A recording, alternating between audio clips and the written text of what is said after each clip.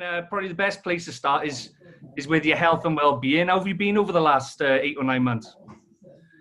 Yeah, it's been good. It's been different, especially when you in an office environment with your team, and then suddenly you're at home. But from a mental health point of view, very lucky to, the family keep you strong and get good walks and take the dogs out, which is good. But mentally feel good. You've got to have the ability to move and change because things are going to be different. But very lucky to live in the country and have that sort of space, which is good.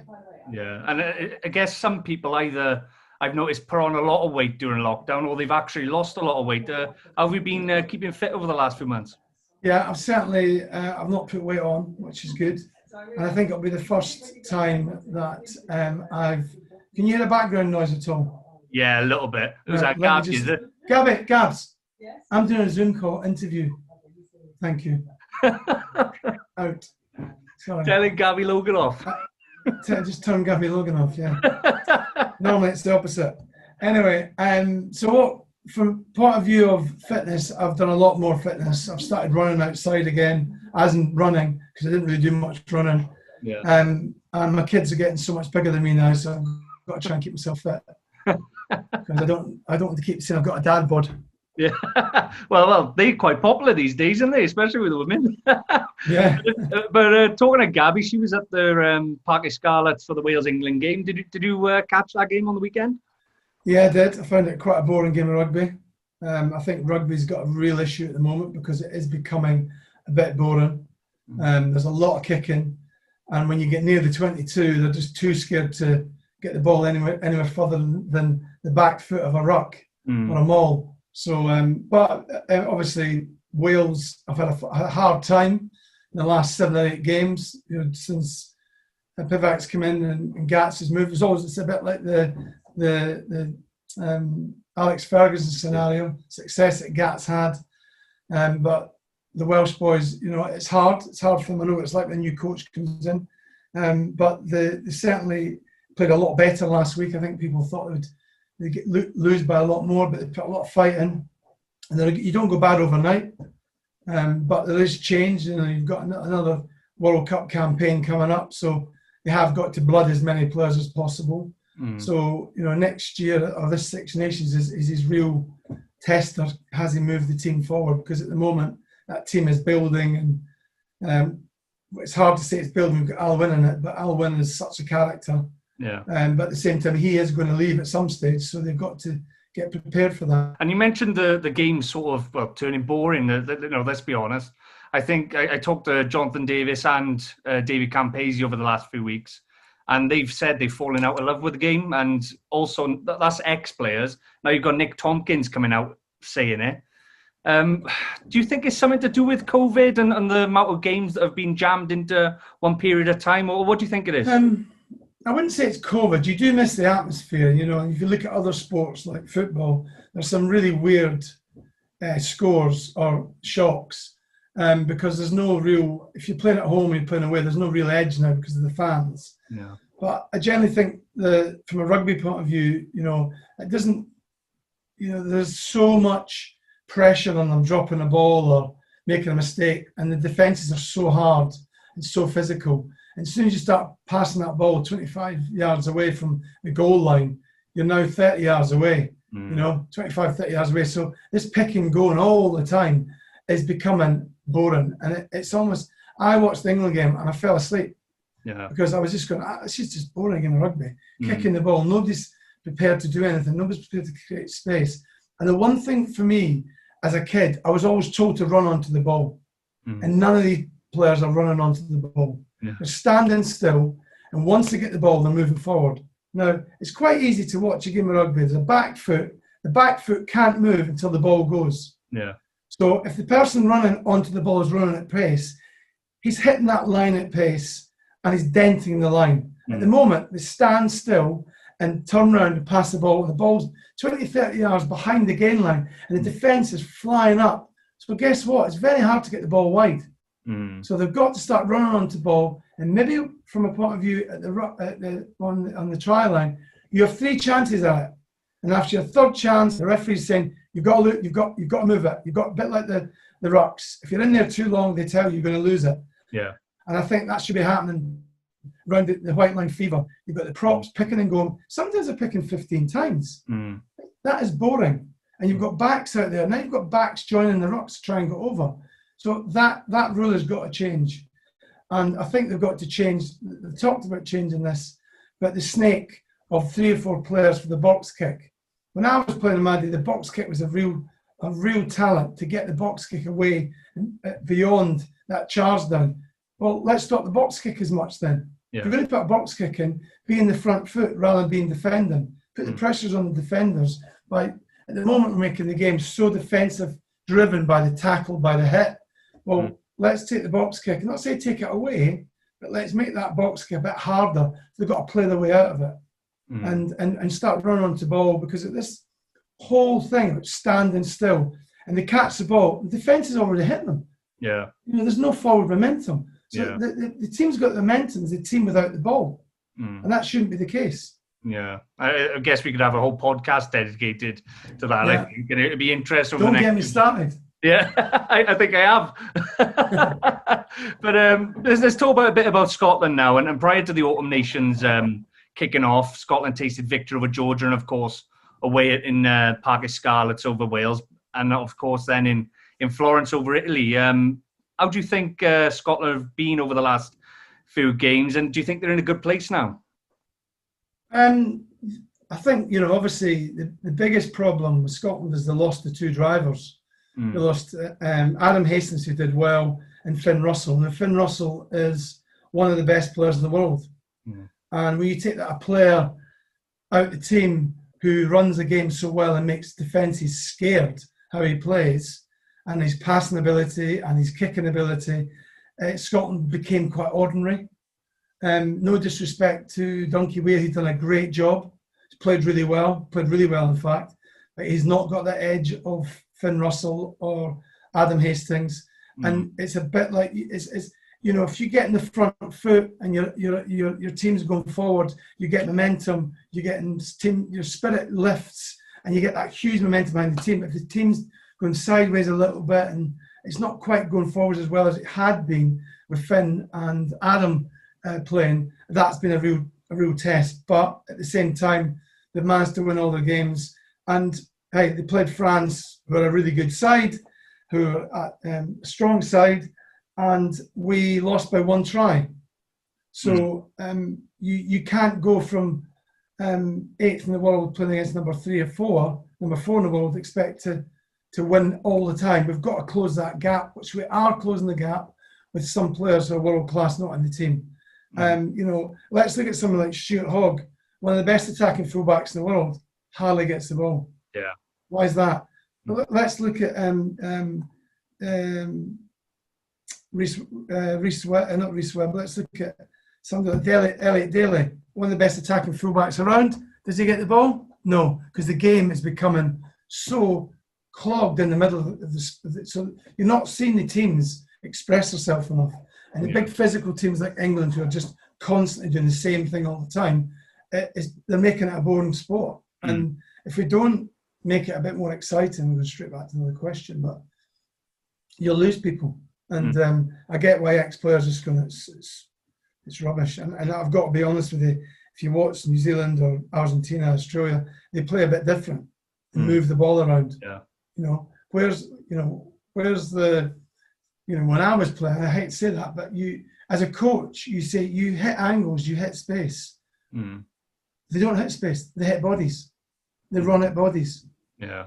It's like you don't run at a hole. You don't run at a wall if there's a hole at the side. You run through the hole or through the door. And what we're doing is there's no holes and there's no lines, no different lines of running. They're all running the same thing, chucking it up. Make sure you don't lose the ball. Let's try and get a bit of pace onto it. Let's slowly get up. Let's get them to make a mistake, get a penalty. It's just boring. And Scotland are falling into it.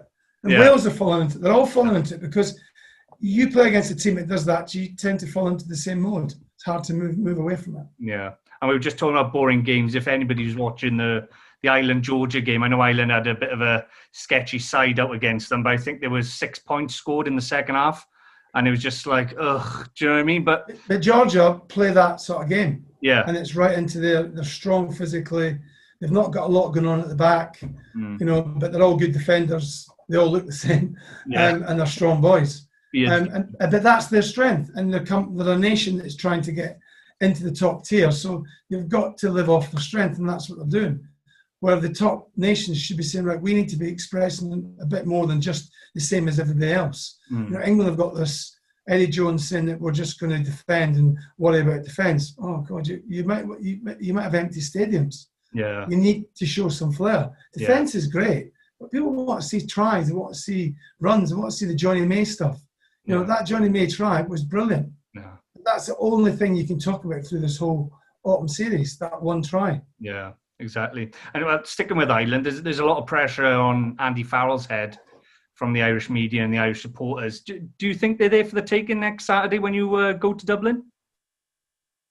Oh, of course they're there for the taking. I'm a big fan of Andy Farrell. I think coaching is one of the hardest jobs. To coach a team and get success is sometimes easy. It's easy, but it's how you get a team that's not winning, get them successful. And he's going through a wee bit of that at the moment.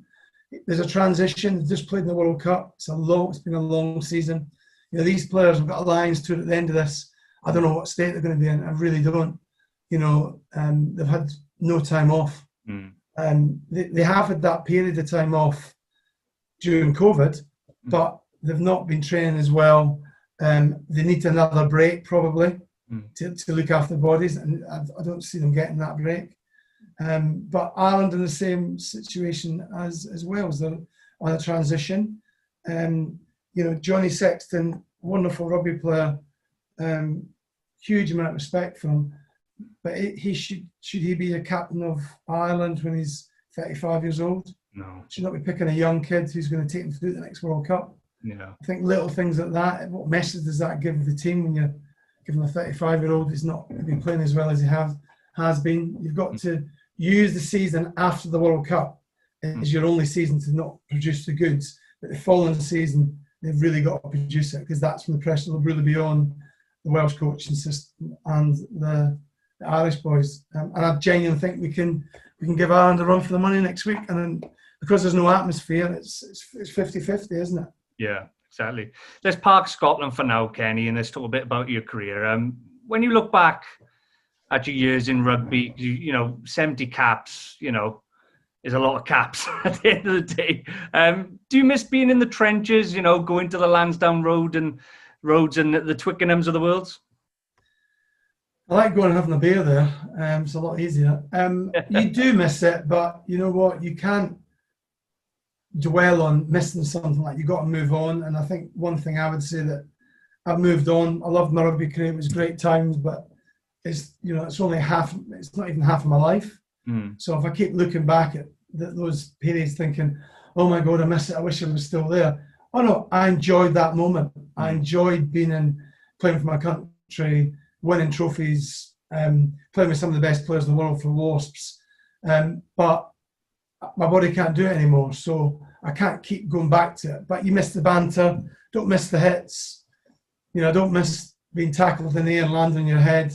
I don't miss being concussed. Yeah. I don't miss massive punch-ups. Well, now there's none of that. You're so well protected. But I love the game. I love the game. You care about the game. You want the game to keep improving. And you never get that feeling of running onto Lansdowne Road or Millennium, Twickenham, whatever, Murrayfield. You go there and you watch the game. At the end of the game, you sort of go, "Oh my God, I used to play that game." Yeah. So it's well out your mindset now. Yeah. But it was a great time in my life. I loved it. And playing one cap for your country is great, but playing 70 times was an honour, and I loved every minute of it. But I think you have got to move on mentally, because if not, it's not good for you. But you'll never lose that feeling of putting on the jersey. And I suppose when you look back at your time in a Scottish jersey, I'm assuming that winning the championship in 1999 is right up there in terms of achievements. Yeah, I mean, we haven't won much, in 20 years. It's the only thing we've really won. I look at the team now and I think that team's got such they've got so much more flair, but they've not quite managed to beat the likes of 3 or 4 teams in a row to win a championship. I think they will win at some stage. I think they will get somewhere. They've got a lot of young players, but we were lucky, in the sense that, well, I say lucky, we had good coaches, we had a good bunch of players, we had a great blend. We had players that played brilliant. Gregor Townsend, the Tom Smiths, and Dodie when he played, and Gary Armstrong with Alan Tate, John Leslie, the Leslie brother. We had a really good bunch of players. And to win some, and it just shows you how hard it is to win some for your country. I know Wales have been very lucky, not lucky, that's wrong, but been successful, winning 3 or 4 Grand Slams, 3 Grand Slams, Triple Crowns, semi-finals of World Cups. But they could now go through a barren stage of 5 or 6 years not winning anything, and that's where we've been in 20 years of that. So it's hard, even though we've had a good season this year. But you're looked upon, what trophies have you won? And I'm glad to say that we won a trophy with Scotland, which hasn't been done for 20 years. And before that, it was the 2 Grand Slams and World Cup semi-final. The 90s were a great era for Scotland, and I was lucky to be part of the 90s and a little bit part of 2000s. But the 90s were pretty successful. We won a lot of games. We had 2 back-to-back Grand Slams against England that we lost. And you look back at these games, but we were in the race to win them. Looking back at that 99 championship, you only lost to England by 3 points at Twickenham. It was a hell of an effort. And obviously England then have to go to Wembley to play Wales in the Grand Slam decider. Did you hold out much hope of a Wales shock victory? Well, we had, those were the days when we played on Saturday, we played on Sunday. Obviously now it would all happen. But Wales were a good side. They were playing a home game at Wembley, and it was toe-to-toe all through the game. And when Scott Gibbs went through, it was like, result.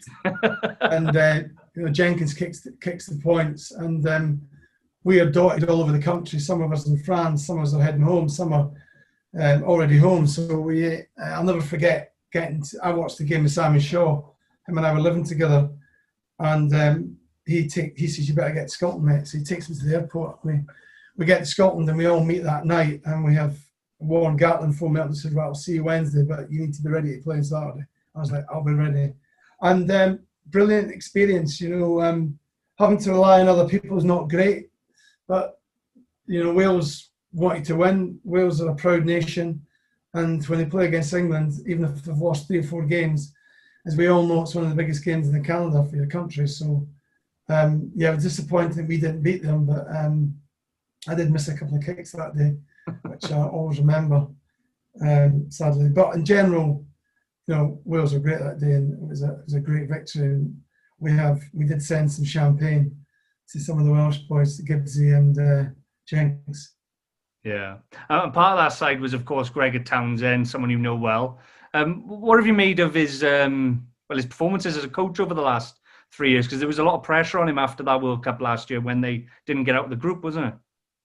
Yeah, there was a lot of pressure on him. He's got a young bunch of players. That team, apart from 1 or 2, will be there for the next World Cup. And I think he's building a bigger squad. I think it's very hard to have somebody who comes in halfway through a campaign for the World Cup to expect him to not give him another chance. I think, the decision when they got rid of Vern Cotter was a big call. He didn't renew his contract. And, Gregor's still a young man. I think he's, he could easily have come in 2 years' time, 4 years' time to coach Scotland. But he was offered the job earlier. I think at the time, Glasgow were playing a bit like Scotland, and he was coaching Glasgow. But they had a real hard edge with Vern, and the flair from Glasgow was shining out, and they were a good team. But in general, I think Gregor's done a good job. He had a blip at the World Cup. The team didn't play well. Certain players didn't perform, and they let themselves down. And the World Cup is about performing. You train for 4 years to go to World Cup, and some people never get to World Cups, and they've got 30 caps, 40 caps, 50 caps. you've got to get your timing right. And to play in the World Cup, you've also got to get your timing right to perform in it. And not qualifying was a big blow. But I think the SRU did the right thing, and it's shown they have, because Gregor's, won 5 games out of 6, and lost to France by 7 points. So I think they've done the right thing. But again, players, you need to create an environment that players want to perform for you. You could be the best coach in the world, you could be the worst coach, but if you can create a good environment where the players want to perform for you, that's the key. And I think Warren Gatlin's a great coach, but I was coached from at Wasps, and he created an environment that you wanted to play well in. And Sean Edwards is another one. So I think that's one thing Gregor's trying to do, is create an environment where the players have got rules. And I think the whole thing with Finn Russell was the right thing. Finn can't behave like that in a team, and I think he'll be better for it, and the team will be better. So I think he's got the right blend, and there's a lot of honesty, and I think that's important. What did you make of the shunning, really, of Finn Russell, outside of the Scotland squad? Do you think it was the right decision to leave him out? Yeah, I think he was. I think he'd shown a bit of disrespect to some of the players of the rules. I mean, I don't know the full story, but the story, he didn't respect the rules, and he thought he was maybe a bit bigger than the team. I'm not sure. And Gregor did the right thing, because nobody's bigger than the team. That's shown at most clubs. Man United did it with Cantona, they did it with Roy Keane, they did it with. You've got to put a marker down, and Gregor put a marker down to say, like, I'm not having this nonsense. You respect your teammates, and you respect the jersey. You don't own that jersey. You're just using it. You're just using that while somebody else is trying to get you a place. So you're looking after the jersey, and when you're finished, you either retire and hand that jersey over, or you're not good enough anymore. And I think Gregor had made the right decision. And obviously some things said in the press, probably wrongly said from Finn, but I think Gregor's shown a lot of maturity, and he's done the right thing. I think most people would have his backing, probably apart from Finn, but I think Finn now would probably say, no, I needed to kick up the arse, and I really understand what it means, and not to have that opportunity of not playing for my country is hard work, and because it hits you here, Somebody says you're not good enough, it's a hard thing to swallow. And we mentioned earlier about Scotland crashing out of the World Cup last year. You, of course, played in 3 World Cups in 95, 99 and 2003, I believe. Do you have many memories from those tournaments? Yeah, I mean, we in 1995, we were second in the Six Nations, lost to England in the last game for the Grand Slam. We had played against France in the last 2 years, beat them in France, beat them at home, and we're winning by 6 points going into the last 30 seconds. Intermax scores in the corner. Lacroix kicks the goal. We're heading to play Ireland in the semi-final, which Ireland hadn't beat us in the 90s. And then we head off to play New Zealand, we'd never beaten before. And Jonah Loma was on fire. So I remember that, and I remember we were going to that tournament thinking that we Gavin Hastings' last tournament, with a lot of great players, Craig Chalmers, Scott Hastings, great iconic Scottish players who believed we would get to a semi-final. We were a mistake off from getting there. And we played the All Blacks, scored 38 points against them, and we lost, I think it was 48 against 38, I can't remember what the score was, but I think it was the team the most Indies ever scored against the All Blacks and not beat them in the World Cup. So we were a good team that year, and it was disappointing that we didn't have that nerve to hold on. And there's always a story in every World Cup, and that World Cup was Mandela. It was a phenomenal thing to be part of, and I'll never forget it. The 99 World Cup was weird, we're playing at home, hardly any crowds. Nobody really took much notice of the World Cup. Again, we lost to South Africa, so we played the All Blacks again. They had a phenomenal first half. I remember second half, Jim Telfer saying, right, we throw the kitchen sink at them, we go at them, and we take them on, we run everything, which we did against France in France. And the second half, we won the second half, played brilliant. And, you know, Justin Marshall was this last World Cup, and he said, you know, everybody talked about France beating us against the All Blacks, France beating the All Blacks. He said, if you'd played like that for 80 minutes, you would have beaten us. He said, because you actually showed the French, if you play like that, the All Blacks can't defend you. They weren't structured to defend like that. And we should have done that.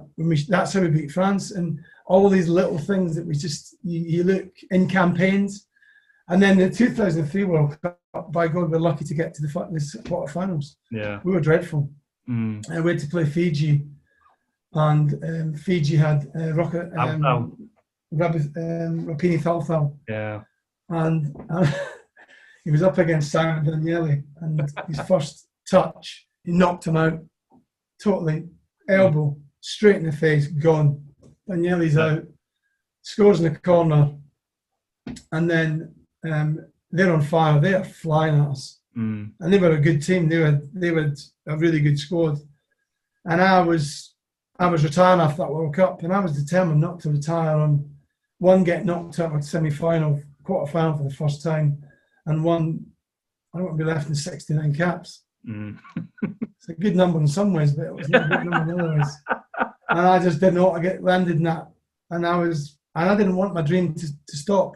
It wasn't really about the caps. It was about, I didn't want to stop doing this job. I wanted to keep going as long as I could. And then we brought in a guy called Jim McLaren, 6'5", 16, 17 stone outside centre. I said to him, never forget, whatever you do, don't give him the outside. You've got to get up on him and get in his face before the ball even gets to him. Let them come through the middle, because there's no way. If they pass, we've got the cover. First touch, give them the outside. And I tackle him in the corner. And in those days, there's no video referee. Was he in touch? He might have been, I don't know. But it was very close. And I'd gone from the other side.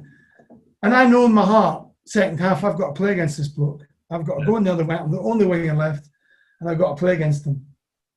And so Ian McGeechan walks in and went, I know, I'm doing it. And Alan Tate was the defence coach at the time. And he sits down and he says, you know what I need? I said, I know exactly. He said, do what you're doing at Wasps. Think about that. So I said to Gregor was playing outside centre. And I said, I'm going to fly up on him every time. I said, whatever you do, you've got to come in behind me. You've got to cross defend. So wherever you see him, don't worry about him. I'm going to have him. You just get in behind me. So we did this crossover defence, which was not, it's not a sort of thing you practice. Sean Ebbers did that with me. With certain games, we used to confuse the big runners and say, right, Kenny comes in, we cross over behind him, and we'd cover his space. Yeah. I had probably the best defensive game in my life. Never touched the ball though. I got eye gouged, I got punched, I got kicked. I got off the pitch. We won the game. Tom Smith scores a try. Yeah. We won the game. I got off the pitch, and Ian McGeechan said it's the best game of rugby I've ever played. And I was like, I never touched the ball. He went, exactly. I was in his face. Gregor played his role brilliantly, and we didn't even tell other teammates, because we did tell them. We told the inside centre, and we told we said to Chris Patterson, once the ball's going, you've got to get in behind Gregor. So you've got to fill that gap. So any coming through, you're going to get him, or Gregor's going to get him. And it worked a treat. They couldn't get the ball out to him. So they kept coming back inside. And we had a really good press defence. And Tom Smith led that. And Tom Smith was an aggressive individual, hardest man you ever come across. And he didn't say a word. He just said, you follow me, and we just do what we've got to do. Yeah. And they had that good press, and we just had this weird defence. I remember the commentator going, I don't know what they're doing, but it's working. And at the end of it, they all said, how did you stop him? You were doing this weird, you were flying in, Kenny. You looked offside, but you weren't offside. Yeah. And we just defended well against them. They didn't see it coming. And we managed to get to quarterfinals, played against Australia. And bizarrely for me, I had my first cap against Australia in Ballymore and Sydney in Brisbane, and my last cap at Suncorp in Brisbane. And we had a weird. Chris Patterson got knocked out before the game. He was goal kicking. Gregor and I in the change room. They're trying to get smelling salts. These are the days that they didn't do anything about concussion. Yeah. And Gregor says, we've got to get Chris Patterson back sorted. I says, I know, because you have to play 10 and I'm going to have to goal kick. We've got to get him back in the game. And we had a great half, played really well. Got a try disallowed, which shouldn't be disallowed. There's loads of stuff. They played well against us. You know, we needed the luck to beat them, but it was what it was. And it was a hard campaign. It was one of the hardest campaigns because we were all a bit nice to each other. I remember Tom Smith saying before a Fiji game, Jim Telfer said, we're all too nice. Tom said, I'll sort that out. First Ruck, massive punch up, everybody's in. And then put the edge on training. Probably helped us win the game. Yeah. Because there was an edge, we're just a bit soft, maybe, I don't know. Maybe the score wasn't as good as, certainly wasn't as good as 99 or 2095, should I say. It was a different sort of squad. Harder to achieve a goal. But you were quite emotional at the end of that Australia game, weren't you? Yeah, it was the last game, and you know, I'd played since I was 19 years old, and I made the decision. It was bizarre. I was playing against Italy, and I trained at Murrayfield that day, and I thought, I'm not going to train here again. I'm not going to play on this pitch again. And because I knew that our warm-up games were handing somewhere else. Murrayfield wasn't getting used, I don't think. I knew I wasn't going to play the Six Nations again. And I got man of the match, and I'm walking out, I'm getting cheered, whatever else. And the fans are all cheering when you got man of the match. And it was Andy Nichol and John Infidel said, what a great end to the season, had a good season, Wasps. What's next? I said, well, sadly, I won't be playing here again because this is my last game at Murrayfield. It was like that. And I said it, and I thought, why did I say that? But I probably said it because I didn't want, at the end, I wanted to do it. I wanted people to know that I'm going to work my balls off until the World Cup. I'm going to play as many games as I can, and not let you down, let the coaches down. And every training session was like my last training session. It was actually probably what I needed just to get me. I'd played a lot of rugby, and body was getting tired, and 32 years old, 31, 32, winger, you know, getting a bit on. And emotional for many reasons, because I loved doing that. I loved playing for my country. I loved in that environment. I loved performing. I liked playing well. I liked all the bits that, you know, I liked the training. I liked the banter. I loved the feeling that it gave me. And to give all that up is emotional. Yeah. And, you know, even now you look at it and you think, God, it takes you back. But you then have to move on and think about what you're going to do next, and think about, you know, the future, because you can't be a rugby player all your life. And I never wanted to be a coach or be involved in the day-to-day game of rugby, because I wanted to be in a different environment, test myself in different ways. So I suppose that the emotions come out because I know that at the end of it, ITV were covering it, and Gabby actually interviewed me about retiring, and I found it, I was crying because I was emotional because the whole feeling of how hard it is to play for your country, how hard it is to stay there. And I was there for 11 seasons, and you have ups and downs in those seasons, and the pain you go through and the effort you go through, doing more things than everybody else, training harder, you know, practice your goal kicking when somebody else is having is sitting in the changing room, or practice your tackling and being last in because you want to be the one that is working harder and harder and harder. You know, and these emotions all come back to you. And I know, because you love that part of what you do. You just love pulling that jersey on. You love representing your club, your country. And the camaraderie we had. Brian Redpath retired at the same time, and you know, it was really emotional. Gregor Townsend should have retired, but he went on another season and didn't get picked. You know, and then halfway through the following season, Matt Williams, who was a coach, tried to get me out of retirement, offered me captaincy, and I was like, and Brian Redpath phoned me up, was, what are you doing there? Yeah. You'll play shit. Yeah. And you'll get dropped. And knowing you as a person, you'll live that'll be in your heart for the rest of your life, and it'll ruin you. And he's right. He's so right. If I didn't play well against Australia, put my effort in, I'd have played that game in my head for the next 30, 40 years. Yeah. So, it's almost romantic in it that you've started your career in Australia and you finished there in a quarter-final as well. Yeah, I mean, I didn't realise, you obviously didn't realise that at the time.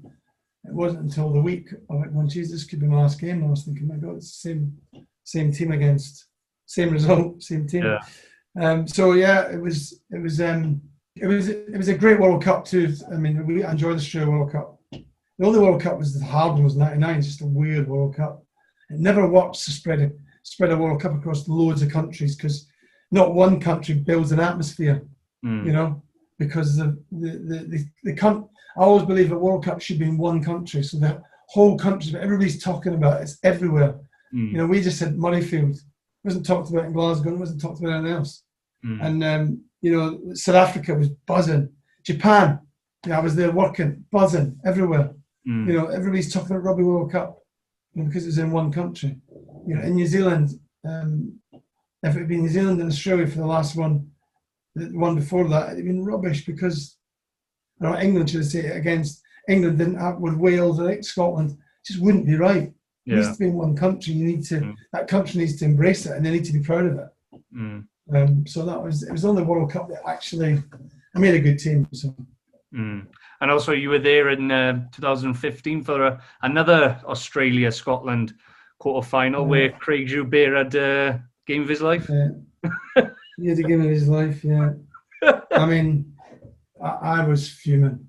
Yeah. I was a fan. That's when I realised I was a fan. Yeah. I forgot about all things about being an ex-rugby player.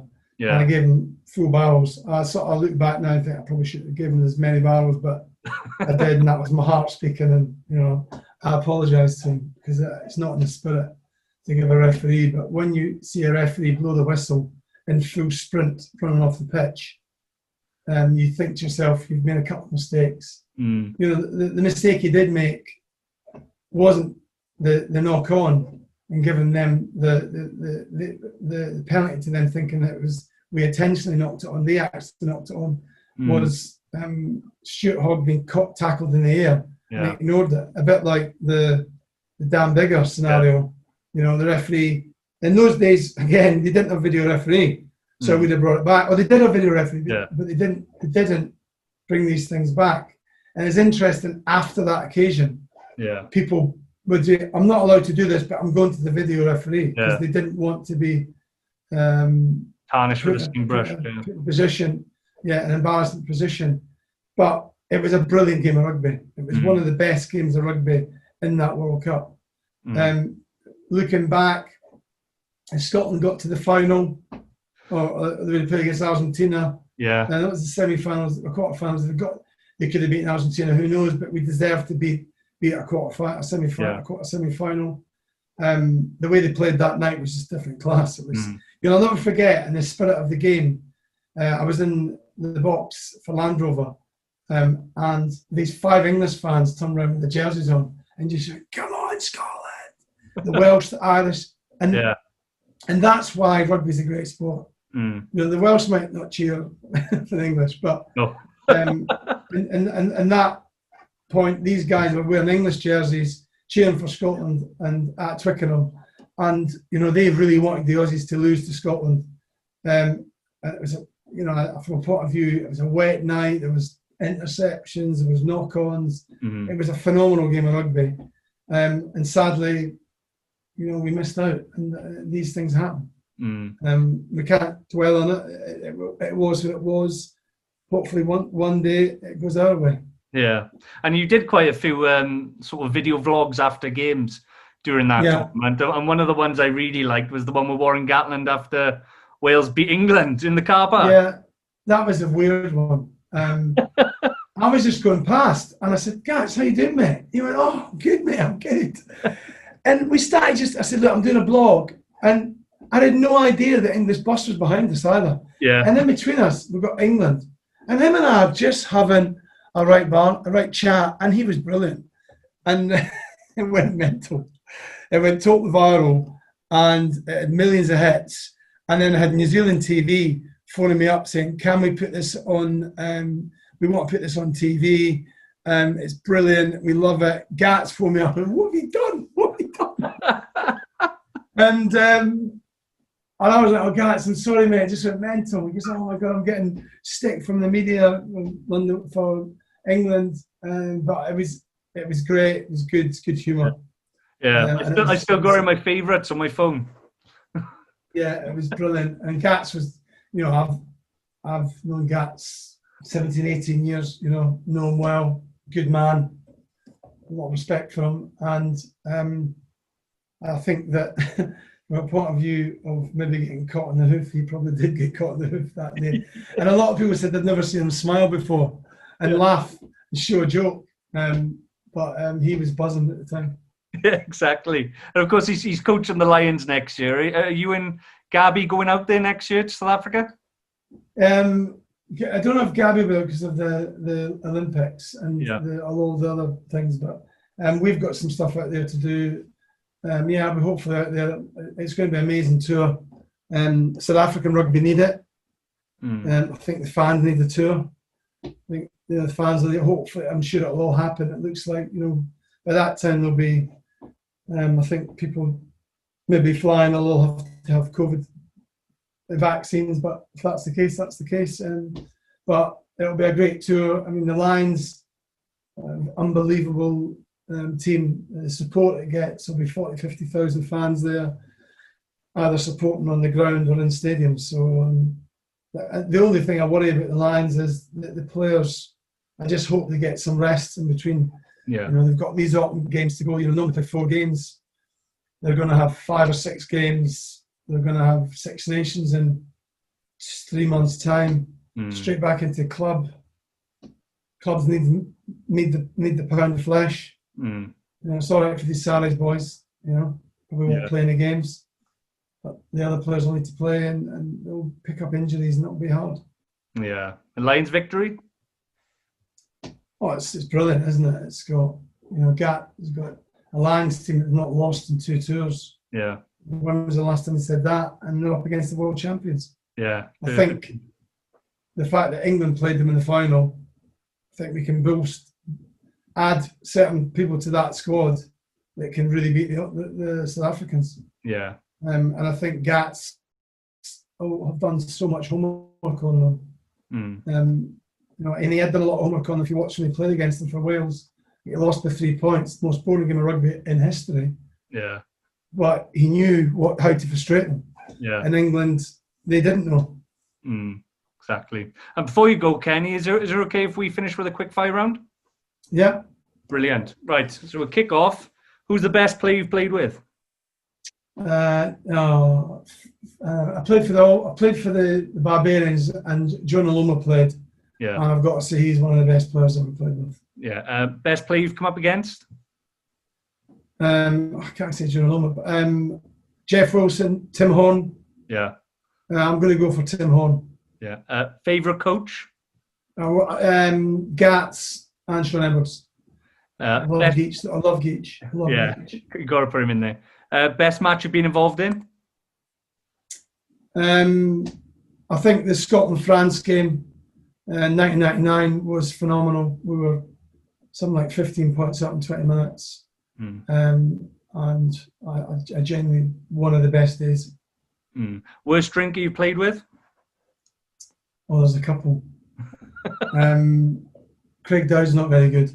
I've had that a few times, Craig Dowd. Craig Dowd's not very good. He's not a great drinker. Craig Dowd. Biggest troublemaker on and off the field? Gary Armstrong was for Scotland, and Peter Scrivener for Wasps by far. And finally, if you weren't a rugby player, what would have been your dream job? Probably a farmer, actually. Farmer? I was a farmer's son, yeah. I love being in the farm. My favourite job. Amazing. Well, Kenny, it's been an absolute pleasure having you on, mate. And I know you're pushed for time, but I'd love to get you back on in the future.